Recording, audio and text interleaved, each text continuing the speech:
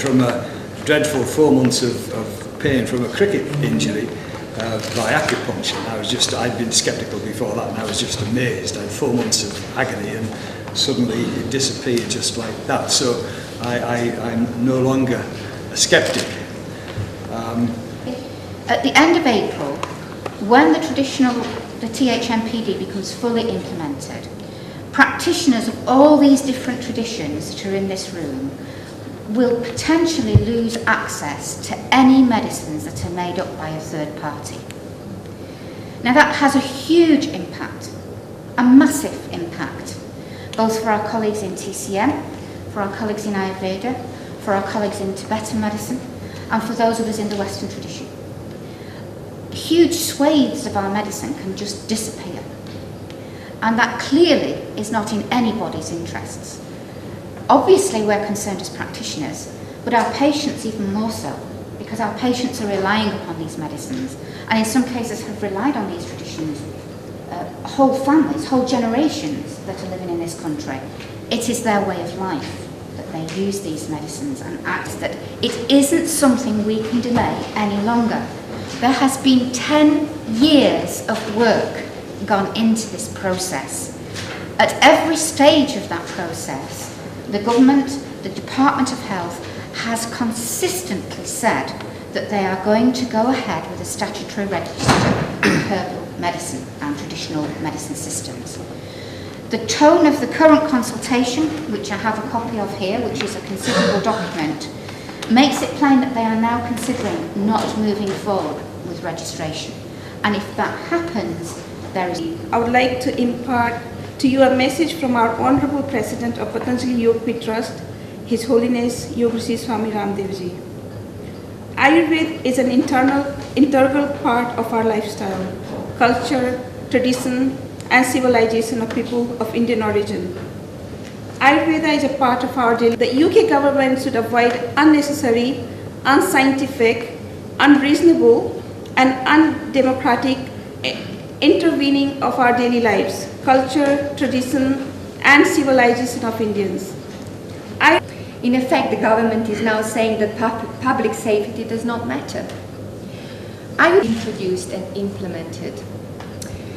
BAP was the first professional body in this country that initiated and demanded standards and a quality framework amongst their Ayurvedic practitioner members. They have campaigned for over 15 years to protect the interests of qualified Ayurvedic practitioners and the safety of the public, condemning unscrupulous practice by unqualified practitioners. The Ayurvedic herbal medicine and OTC herbal products should follow the same regulation as modern medicines, and the grandparenting clause should be time-phased. The food supplement status for certain identified herbs and products suitable for this status should be maintained following tests and certification of product safety.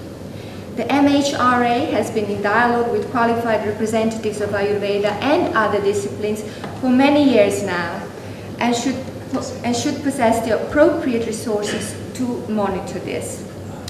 After all the appropriate consultations with various steering groups such as the Health Professions Council and recommendations from respected and qualified advisors like Professor Patillo and representatives of Ayurveda and other major disciplines, the volte-face displayed by the government in going back to square one does nothing to help either practitioner or public confidence.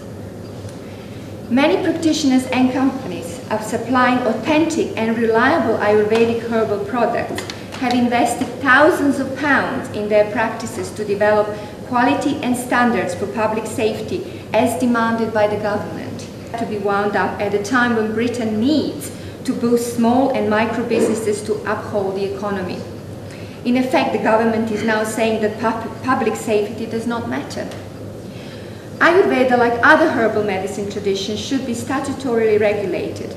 2 working groups have been convened since 2002 at the taxpayers' expense, and it would be a real waste if this were not taken forward now.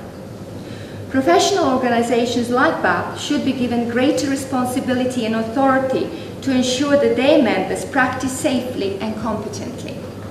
The additional financial burden posed by statutory regulation, which the government is now worried about, can be offset considerably by providing some backup to professional organizations which have taken on the voluntary self-regulating role for a long time.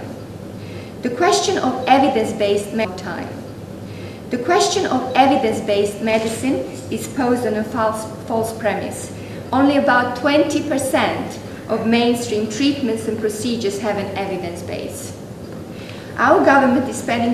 There are people out there who are actively campaigning against complementary alternative medicine, particularly organisations like Sense About Science, Taxpayers Alliance. If you look at the people who back them, they tend to come from very large corporations with a vested interest.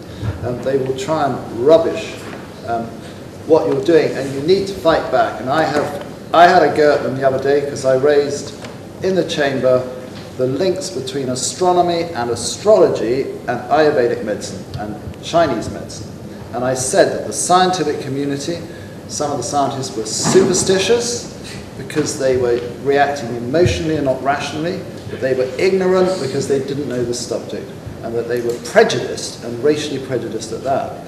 And not many of them have come back, but you know, now is the time for you to believe in what you're doing and get out there and be more aggressive. You know, you're on a roll anyway. Everybody wants your services. They're everywhere. And you need to have confidence. And that's one of the reasons I took that on the chin, as we say, decided to hit back, because it's no good them saying it's all nonsense, there's no evidence. There's plenty of evidence. Evidence in homeopathic medicine, Lionel Milgram, people like that have got an institute. There's lots of research, but they don't care to look at it. So you go and see your members of parliament, you say, look, this is what the people want. You know, the old saying in British politics, people vote with their feet. All these shops in the high streets wouldn't be there if it didn't work. People are not idiots.